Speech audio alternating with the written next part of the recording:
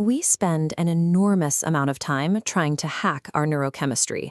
We chase dopamine hits to feel happy, we pop melatonin gummies to fall asleep, and we read endless articles on how to lower our cortisol to finally find some peace. Yet, despite this constant effort to optimize, society is more anxious, exhausted, and burnt out than at any point in recent history. The disconnect happens because we treat our brains like a customizable mood board. We assume we can adjust chemical dials to produce permanent productivity and flawless happiness. But your brain chemistry was never designed to make you happy. These are blunt, ancient tools that favor immediate survival over long-term satisfaction. Modern life is effectively tricking these survival systems into misfiring 24 hours a day. To understand how this works, look at this timeline graph of dopamine levels. While often labeled as the pleasure chemical, dopamine is actually the chemical of pursuit. Notice how the levels spike during the anticipation of an event, but the moment the actual reward is acquired, the level immediately crashes. For early humans, that sharp spike of anticipation was essential. It provided the energy and focus needed to hunt, forage, and seek out new resources long before they actually secured a meal. Today, our environment exploits that exact drive. When you pull down to refresh a social media feed or pull the lever on a slot machine, you get that anticipation spike without any tangible conclusion. Your brain gets caught in a loop. You keep hunting for the next post or the next notification, driven by a chemical that promises satisfaction but fades the second you find what you're looking for. When technology hijacks this survival drive, dopamine stops acting as a natural motivator. It turns us into addicts, perpetually searching for a conclusion that never arrives. Your stress response works exactly the same way.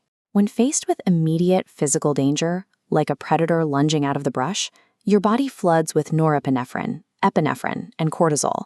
In seconds, this chemical cocktail shifts your biology. Digestion shuts down, pupils dilate, and energy stores mobilize for an immediate, intense physical effort. We rarely face wild predators today. Instead, our alarms are triggered by non-lethal stressors, like work emails hitting your inbox at midnight, mounting bills, and constant social pressure. This chart shows the biological blind spot. Your brain cannot chemically differentiate between a tiger and an urgent email. A healthy biological response is a sharp, brief spike, followed by a complete return to baseline. The modern stress cycle is a jagged, continuously elevated plateau with no drop-off. Because that elevated plateau never drops, your body stays stuck in survival mode. Over time, this chronic activation suppresses your immune system, disrupts memory formation, and makes restful sleep impossible. Chemicals meant to save your life in a crisis become toxic when they run as background software for your entire existence. Even the chemicals we view as purely positive are deeply misunderstood. Oxytocin and vasopressin are usually celebrated as love hormones or simple tools for bonding. In the wild, they are ruthless tribal survival tools. They drive intense loyalty to a partner, territorial protection, and the kind of aggressive mate-guarding behavior that keeps a family unit intact. In this network graphic, you can see how this bonding works. As the central nodes pull tightly together to form a connection, they simultaneously create a rigid, impenetrable barrier that repels external nodes.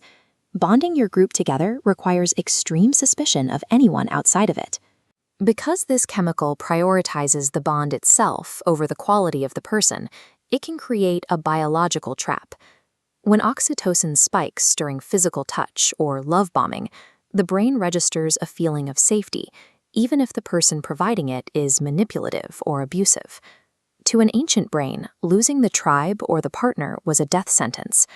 This neurochemistry is so focused on preserving the attachment that it will blindly defend a relationship, even if the bond is causing active harm. Keeping all these survival systems in check falls to your brain's internal engine. Glutamate acts as the gas pedal, making neurons fire rapidly for learning and action. GABA acts as the brake pedal, slowing those neurons down to calm the nervous system. The chronic stress of modern life keeps the glutamate gas pedal pressed to the floor. Your neurons fire too fast and too hard, resulting in racing thoughts, endless anxiety, and panic. To cope, many rely on artificial brakes. Alcohol and benzodiazepines force the brain to relax by artificially enhancing GABA activity. physically slowing the runaway train. The nervous system adapts quickly to these external substances. Relying on them tells your brain that it no longer needs to produce its own natural brakes. By continuously outsourcing our internal regulation to external substances, we guarantee our brains will eventually lose the ability to turn themselves off. This logic extends to the chemicals we use to self-medicate every day, treating serotonin as a happiness maker, melatonin as a sedative, and endorphins as a natural high. In reality, these are stabilizers. Serotonin regulates your emotional baseline and digestion. Melatonin is a light-sensitive signal that nighttime has arrived.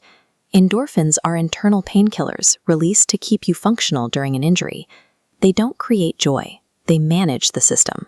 Modern mental health struggles often stem from the chronic, relentless activation of these systems. We are running emergency software as our standard operating system. True well-being comes from respecting our ancient biological design. It means stepping away from the endless pursuit of euphoria and finally learning to turn off the chronic alarms of the modern world.